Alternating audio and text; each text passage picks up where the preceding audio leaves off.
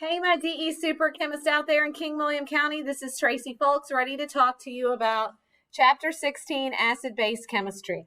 You're going to find Chapter 16 to have some information that you learned last year in high school chemistry.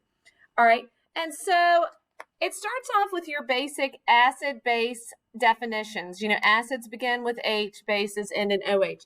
And we know from last year that that's a very generic definition of acids and bases.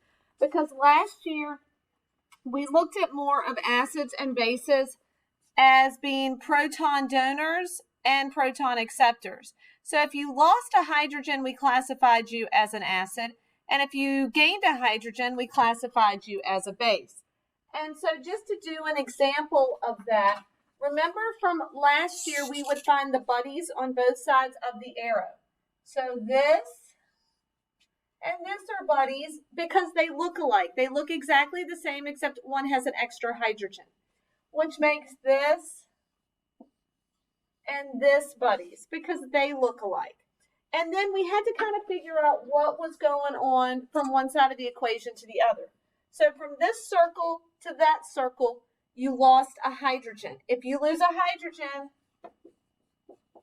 you're an acid, okay?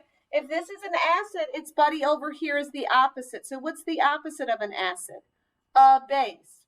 But we don't just write base when it's on the right-hand side of the arrow. We call it a conjugate base, okay?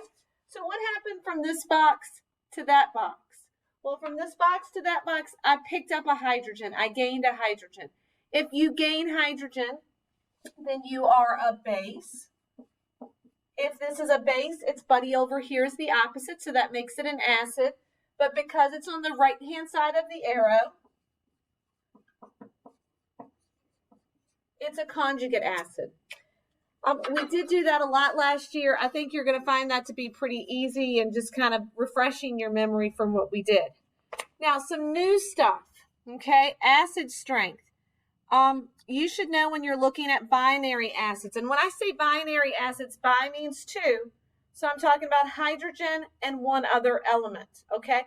So whenever I have hydrogen and one other element, I expect the stronger acid to have the weaker bonds. Strong acids dissociate in water, so weaker bonds are easier to dissociate, so that makes it a stronger acid. Oxyacids are acids that have oxygen in them. The more oxygens you have, generally the stronger the acid, okay? Now, something a little new because we didn't get a chance to talk about it last year because, you know, last year was a little crazy poo, are Ka or acid ionization constants. These are super easy. They're going to be like our Kas from chapter 15, except this time we'll be dealing with acids and bases. So they're still going to be products over reactants, and they're still going to keep solids and liquids out of them, okay? Solids, liquids, gases. So, So we're going to basically only have the aqueous stuff in our equation here. And you're not really going to be dealing with gases. That was a mistake just now on my part. So, for instance, if I have some acid, I'm just going to say HA. A could be anything hooked up to that hydrogen. When that acid hits water, which is a liquid, okay, this is going to be aqueous, all right? What happens is this hydrogen hooks up with that water, and it forms hydronium, which is aqueous, and then that A is left by itself with a negative charge. So when I go to write the Ka for any acid, it's going to kind of look like this. Products over reactants. And water is not there because water is a liquid. Everything else is going to be AQ or aqueous, so it's going to go into that. Now, the next thing I put in your notes was just a way of kind of thinking about acid strength. The higher your Ka value, the stronger your acid. So if I give you a list of Ka values and I ask you to rank them in strength, highest number is going to be your strongest acid, okay? Now, here's the dealy poo-poo with water. You should remember from last year, water kind of goes both ways. Water can be an acid or a base, and sometimes we call it the auto-ionization of water, okay? Water hooks up with water, okay? And it makes a hydronium ion and it makes a hydroxide ion. Now, something kind of new and exciting for when we're doing pH calculations, because I can't remember if we did this in honors or not. But Kw, this does not mean King William. This means the K of water is equal to the hydronium or the hydrogen times the hydroxide. Well, here's something beautiful for you. This is all equal to 1 times 10 to the negative 14. So do you remember last year we did all of those pH problems and we were going from hydroxide to hydronium and back and forth and doing all sorts of stuff? If you have hydroxide and you want hydronium, you can just plug it into this formula and find it. So yes, this is going to be a formula you are going to want to remember, hence the happy cloud that I'm drawing around it. Okay? Now last year we kind of beat a dead horse with some pH, some OH calculations. So that should be, fairly familiar to you. So here we go. We know that pH is negative log H plus. We know that POH is negative log OH minus. And we know that pH plus POH equals 14. I personally think last year the biggest issues were remembering the vocabulary that went with stuff, okay? This is hydrogen concentration, okay? But this can also be hydronium concentration because hydronium is the same as hydrogen, okay? So hydronium, hydrogen, that means that's what I'm talking about. This is hydroxide concentration. And they all sound the same. Hydrogen, hydronium, hydroxide.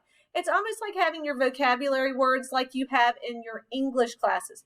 So if it's the vocabulary that's giving you a fit with these, then you should probably grab some of the index cards on my counter and make yourself some flashcards with those words on them, okay? Now, on the bottom of this pH slide, I did a pH calculation with you. I said if the hydronium concentration of a solution, so I'm going to go over here. Hydronium is that, and that concentration is that. What is the POH of the solution? So I want POH, question mark, and I want hydroxide concentration, question mark.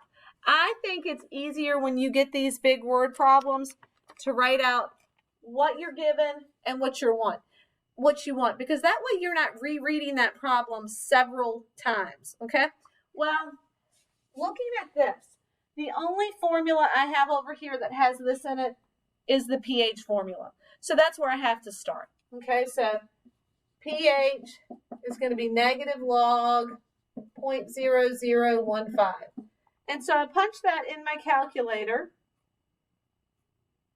Oh, wait a minute. I'm doing it the way we did it last year. Yes, you could do it this way. Let's do it our new shortcut way. What is Tracy Folks doing? If I know that hydroxide is this, or I want hydroxide and hydrogen's that, I can use my new equation. Okay, so I have 1 times 10 to the negative 14 equals that times that. Well, this I know is this number. This is what I want. Should have put enough zeros in there. And now I can solve for x. And when I put this all into my calculator, hydroxide concentration, or x, is 6.7 times 10 to the negative 11. Okay? Now, check. I got that one done. Now I want poo, P-O-H. Well, poo is just negative log of this number. So poo is negative log 6.7 times 10 to the negative 11, or poo is 10. Check. I've answered my question using my new equation. Look at me having a mini stroke on a Friday morning. Okay, there we go. Now we're rolling on. Whenever I tell you that something is a strong acid or a strong base, this is how you're going to find concentration. This is how you're going to find pH. This is how you're going to find POH, okay? Now, the problem occurs when I tell you I'm dealing with a weak acid, okay? And here's the dealing poo-poo. Strong acids, when they hit water, they completely dissociate. Weak acids, when they hit water, they kind of dissociate a little bit, and then they don't, and then they do. And so, because it's not completely dissociating the whole way, when I ask you to find hydronium or hydrogen concentrations, hydroxide, pHs, and stuff like that, there's an extra step. Now, the extra step that we're going to do is the same thing. It's going to look really similar to what we did in chapter 15 with equilibrium. And so right now, I am looking at this example. Find the hydrogen concentration of 0.1 molar HCN solution. I'm going to tell you it's a weak acid, and so I know, I hope that's not the water. All right, so the weak acid's going to hit water, and it's going to kind of make some hydronium, and it's going to make some of that, right? And so I know that Ka has to equal this hydronium times Cn negative over that. And I believe in the problem, I told you that Ka was equal to that. And I asked you to find this value. So this is going to be my x. Well, here's what we're going to do. We're going to make one of those tables like we made in chapter 15. Ice. Initial change equilibrium. So when I look at this problem, I can say, okay, initially this was 0.1, and you can assume that those are 0. And there's going to be some kind of change, minus x plus x plus x. So this is going to be 0.1 minus x, and it's going to be x. So now I can take my information from my table. Just did the same thing we did in chapter 15. No worries, Hakuna Matata. And I'm going to start, well, this is x, and that's x. X times x is x squared. Now, here's where things get a little tricky, Pooh. All right? Because you are a weak acid, you're not dissociating that much. So we can do a shortcut to make our life easier. And because we know that this x value should be small because it's not dissociating that much, I'm going to get rid of the x down there to make my life easier for when I solve. So what I'm going to do is make this now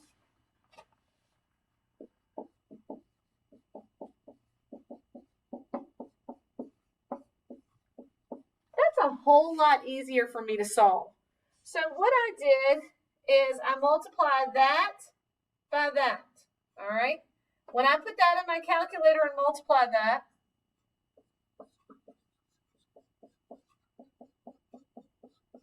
I end up with that. Then I do a square root of everything. This just becomes x. This becomes 7 times 10 to the negative 6.